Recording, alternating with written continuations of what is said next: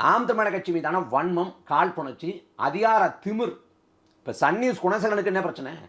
நாம் தமிழர் கட்சி போட்டி போடுறதே சொல்ல மாட்டாங்களாம். இது இது இது ஜனநாயக துரோகம் இல்லையாங்க? நீங்க யோசிச்சு பாருங்க. இன்னைக்கு சாதி, மதம், சாராயம், பணம், அதிகார முறைகேடு இது எல்லாம் தேர்தலில் மிக முக்கியமான காரணியாக இருக்குது.